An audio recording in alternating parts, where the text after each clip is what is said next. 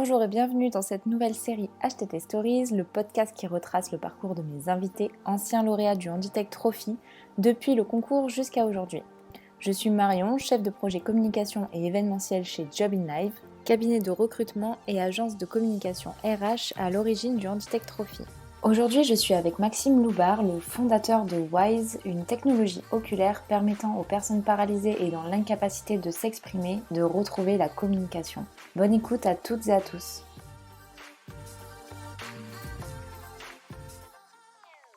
Bonjour Maxime. Bonjour.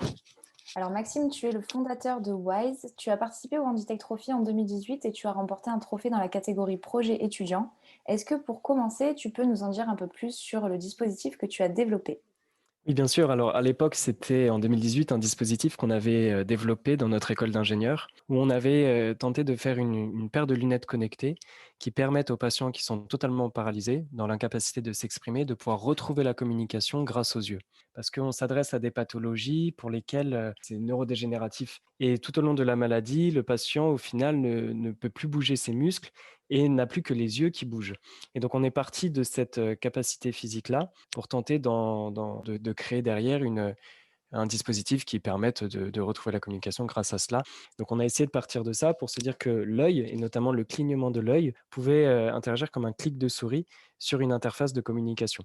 Il y a une paire de lunettes connectées avec des capteurs qui vont être capables de détecter des clignements volontaires de l'œil qui se différencient des battements de cils naturels. Donc, on a développé une technologie qui permet cela, qu'on a ensuite brevetée. Et cette paire de lunettes est reliée donc soit de manière filaire, soit par Bluetooth à un boîtier qui va intégrer les clignements, qui va les transformer en commandes et qui va les envoyer à une application sur une tablette ou pour directement contrôler la tablette ou l'ordinateur. Alors, on essaye aussi de faire quelque chose de totalement intégré, d'avoir toute la technologie dans les lunettes qui communique directement avec l'interface de communication, quelle qu'elle soit. Donc, quand tu as développé cette application, tu étais avec 4 autres étudiants. Donc, c'était l'ECE de Paris, l'école d'ingénieurs dans Exactement. laquelle tu as étudié. Est-ce que vous formez toujours une équipe aujourd'hui ? Alors, bon, c'était un projet étudiant, donc ça n'engageait à rien sur le plan professionnel. À la sortie de l'école d'ingénieur, c'était ouvert à tous, c'est-à-dire que tous ceux qui voulaient rester dans le projet pouvaient, ceux qui voulaient le continuaient. Et on est deux à avoir continué, donc Sarah et moi. Donc, on était à l'origine de l'idée, à l'origine du dépôt du projet étudiant. Et donc, on a souhaité le continuer. Aujourd'hui, on est encore ensemble et on a été rejoint par une troisième personne qui, elle aussi, a fait le CE Paris, mais à une année supérieure, Pierre. Et donc maintenant, on est trois et ça marche très très bien comme ça. On avance très vite. Et justement, quand du coup vous étiez étudiant, qu'est-ce qui vous a poussé à développer ce projet ? Comment vous avez eu l'idée en fait de ce projet-là ? Alors l'idée, elle est double. Et donc, je parlais de Sarah. En fait, Sarah est ma meilleure amie. Et il se trouve qu'on a souvent des idées analogues. Ou en tout cas, on est passionné par les mêmes choses et on a des volontés altruistes identiques. Et donc, en fait, de mon côté, ma grand-mère avait eu une pathologie de ce type-là quand j'étais beaucoup plus jeune, à 9 ans. C'est ce qui m'avait notamment donné la volonté de faire des études en école d'ingénieur. Et Sarah, elle, via une connaissance personnelle, a aussi été face à cela et a voulu développer une technologie qui permette à ses patients de retrouver un moyen de communication. Et donc, comme on devait faire un projet étudiant, qu'on voulait le faire ensemble de surcroît et qu'on avait une idée qui était quasiment identique, c'est là on a décidé de lancer ce projet-là. Donc, pendant 2 ans, en 4e et en 5e année d'école d'ingénieur. Et donc, c'est, je crois, en 5e année d'école d'ingénieur qu'on a remporté ce prix avec les Handitech Trophy. Et comment on passe de l'idée à la réalisation ? Par quelles étapes en fait vous êtes passé pour arriver jusqu'ici ? Eh bien, je crois que déjà l'idée, c'est l'événement fondateur, parce que ça peut être une idée qui nous vient comme ça, très bien. Et puis ça peut être une idée qu'on a vécue. Et quand on l'a vécue, je crois qu'elle s'enracine beaucoup plus profondément. Et lorsqu'elle est enracinée beaucoup plus profondément, il y a une volonté qui est vraiment pleine et totale. Donc ça, c'était la première étape. Et ensuite, c'est tout simplement c'est de l'audace peut-être aussi, parce qu'on avait quand même beaucoup de contraintes, on n'avait pas beaucoup de moyens financiers, on avait en fait 50 € pour développer un premier prototype fonctionnel. On a réussi avec. Disons que ça nous a obligés à repenser la technologie qu'on avait en tête initialement, l'idée de base, à la peaufiner, à l'améliorer, à la tester avec des patients, à en parler avec eux, avec des parties prenantes. Et tout ça, ça nous a permis d'arriver à un moment donné à la matérialisation de cette idée-là, donc via ce premier prototype de lunettes qui a pris vie en 2018, qui depuis s'est amélioré. Ok, du coup effectivement en 2018 vous avez participé au Handitech Trophy. Est-ce que tu peux nous en parler un petit peu ? Est-ce que tu t'en souviens ? Bien sûr, bien sûr, bien sûr.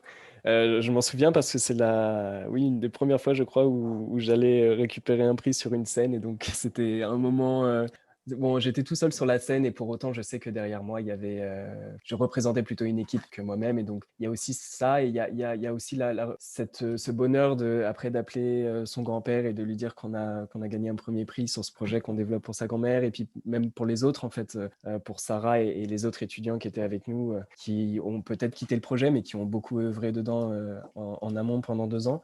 On se sent soutenu à ce moment-là, on se sent soutenu, on se sent aussi valorisé dans ce qu'on fait, on se dit que toutes les heures de travail qu'il y a eu, c'était pas pour rien. Ce qui aussi était pour moi très important à ce moment-là, c'est de sentir qu'on avait notre ticket pour rentrer dans un écosystème qui est celui de la Handitech. Et ça laissait présager vraiment des perspectives de développement assez intéressantes. Les dotations du coup que vous avez, gagnées, est-ce qu'elles vous ont bien aidé? Vous avez pu développer Alors, plus de choses?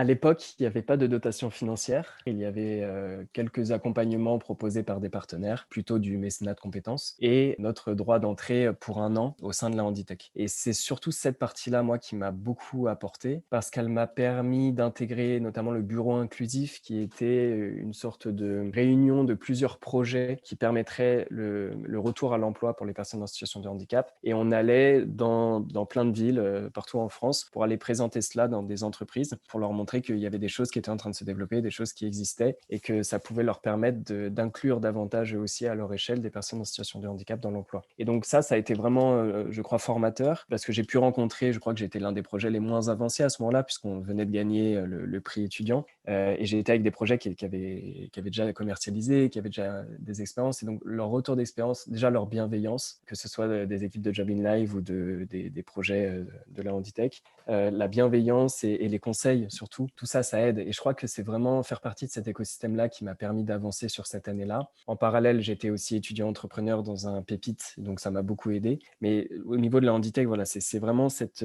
écosystème, cet aspect écosystème que je crois très important. Et c'est aussi pour ça qu'on a décidé de continuer à en faire partie les années suivantes. OK, donc on a parlé de l'origine du projet, on a parlé de la participation au Handitech Trophy en 2018. J'imagine que depuis, vous avez pas mal évolué et quels sont aujourd'hui vos besoins? Quelles sont les prochaines étapes en fait pour Wise? Alors là, on est dans une phase où on essaye d'avoir vraiment un prototype qui se rapproche grandement du produit minimum viable afin de lancer une première commercialisation, sans doute via un crowdfunding, parce que le financement participatif est vraiment en phase avec notre méthode et les valeurs qu'on prône de co-construction et que les bénéficiaires de notre technologie deviennent aussi acteurs de leur développement. Donc je crois que le financement participatif est une des prochaines étapes importantes parce qu'il va nous permettre de générer des premiers fonds pour lancer une première production un peu plus importante. Aujourd'hui, les prototypes, on les fait nous-mêmes ou avec des petits partenaires. Pour cette année, ça va être, à mon avis, les grandes étapes. Et puis pour l'année prochaine, j'espère d'ici l'année prochaine, une première commercialisation. Et derrière, cette première commercialisation va nous permettre de pouvoir réinvestir dans notre recherche et développement parce qu'on a déjà des idées pour peaufiner ce même produit et pour en créer d'autres. Mais il faut à un moment donné sortir un produit qui fonctionne pour après l'améliorer et avoir les moyens de l'améliorer considérablement. Est-ce que tu vois quelque chose à rajouter sur Wise ou est-ce que pour conclure, tu aurais un petit mot d'encouragement pour la génération 2021 du Handitech Trophy? Bien sûr, bien sûr.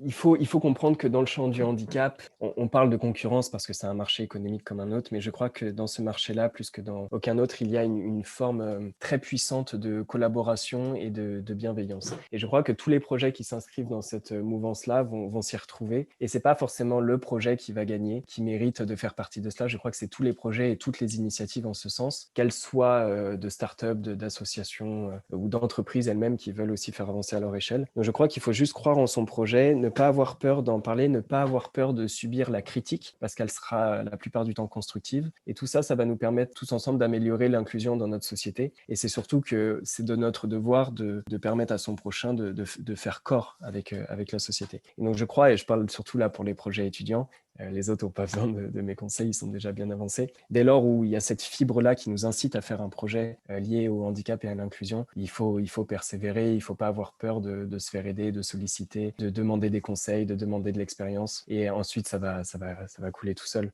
Donc il faut croire en soi, il faut croire en son projet, il faut croire en cet écosystème. Pour ceux qui nous écoutent, moi je vous dis restez connectés puisque la date d'ouverture de l'appel à projet sera annoncée prochainement. Maxime, je te remercie d'avoir été parmi nous aujourd'hui Avec grand plaisir. et je te dis à bientôt. Oui, à très bientôt et bonne chance à tous.